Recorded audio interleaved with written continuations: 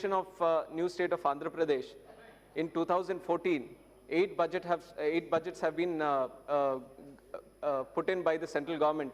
And even today, sir, the people of Andhra Pradesh are very, very disappointed even after 8 budgets, because they have been constantly looking with a lot of hope after every budget that the implementation of the AP Reorganization Act will be done in a proper way, but no sufficient allocation has been done, not even in this budget or the previous 7 budgets that have been put in by the central government, sir. And most importantly, let me remind the House about the AP Reorganization Act and how it came into effect. In 2014, sir, and some of the members who were present in that session also, they are there still also, they would remember that at that point of time, for the creation of new statehood for the state of Telangana, when that happened, there were certain issues that cropped up between both the states. So the parliament, the members, they all sat here. They thought about what would be the best way to go forward. They created the state for Telangana, and whatever issues were there with the new states of Telangana and Andhra Pradesh, they were all listed down, and proper assurances and provisions were made so that they would come out of all the problems that arise due to bifurcation, and that is how the AP Reorganization Act came into effect. Let that not deceive anyone here right now, sir, because every time we talk about AP Reorganization Act or the implementation of these provisions, many of them keep saying that it is a state subject, why raise it in the parliament? But they should all remember that the whole AP Reorganization Act is an act of the parliament. Right. The responsibility of implementation of the act lies with the central government. So if not central government, who is responsibility? Is it in implementing this act? That is why we constantly, let it be the budget, let it be any other topic that comes into effect, we always keep constantly talking about this AP Reorganization Act, because we are bent to do that. And previous 2 other speakers who spoke from Telangana and Andhra also, they have also mentioned this act. That is how important this act is. So I would like to reiterate all the problems that are there today also pending in terms of AP Reorganization Act, sir. One of the important ones is special category status. Last 5 years, before the elections, we have been constantly, relentlessly fighting for that. You have also seen we have been fighting inside the House, outside the House. We have done a lot of protests. We have come out of the NDA. We have demanded strongly for the special category status. We couldn't achieve it. And the YSRCP has made a promise, election promise to the people of Andhra Pradesh. They believed in it. They gave them the mandate. They've won 22 MPs now today, sir. Even still, they have not achieved it. The demand is still there for the special category status. And now, I would like to remind the people from the honorable MPs from the YSRCP also that the people of Andhra Pradesh are very much disappointed with the way they are fighting for special category status, sir.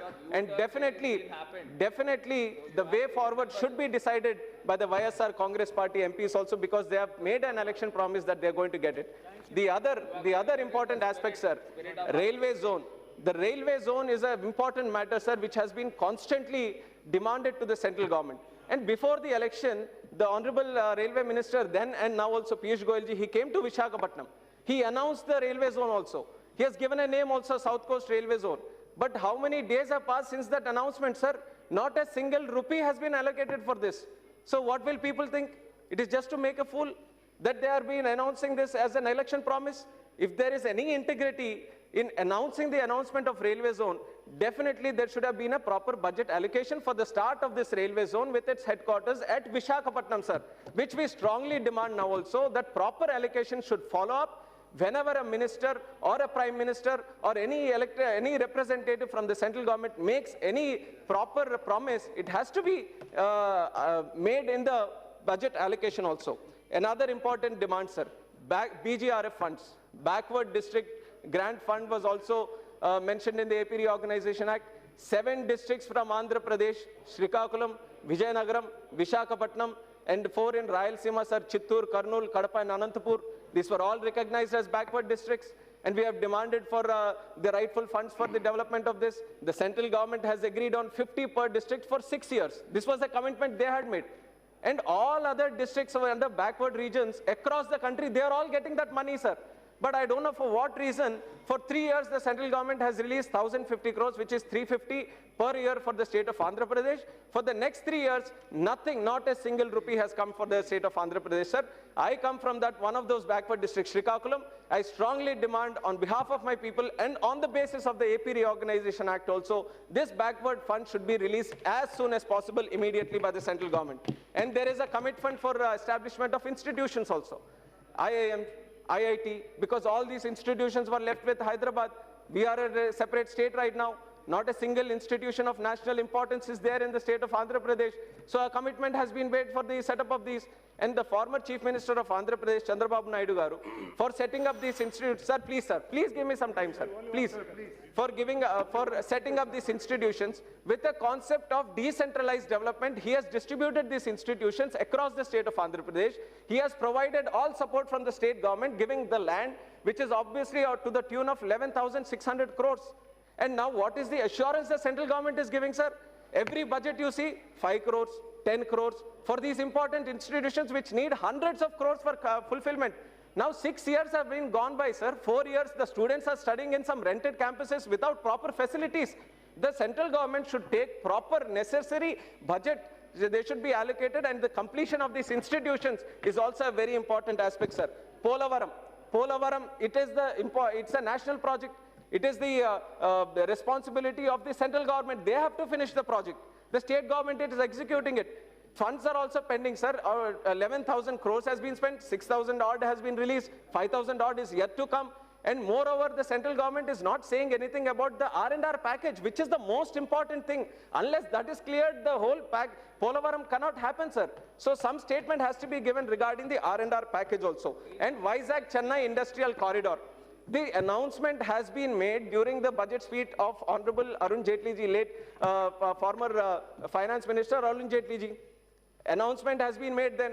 And what is the statement now, sir? Actually, the bank which was supposed to implement this, ADB, Asian Development Bank, it has observed 4 different nodes, Visakhapatnam, Machilipatnam, Donakonda and Chittoor. And it has approved also. Whatever the NICDIT, sir, National Industrial Corridor Development and Implementation Trust, it has approved the nodes also. Sir, 2 more minutes, I'll conclude. 2 minutes, sir. 2 minutes, I'll conclude. So this also they have done this, sir. But the Piyush Goyal ji has said in a reply in one of the questions that since the project is presently... Don't go for any explanation. Kindly conclude with bullet points of demands, please. Sir, I'll just conclude, sir. So this project is also pending. No proper budget allocation has been done regarding this also.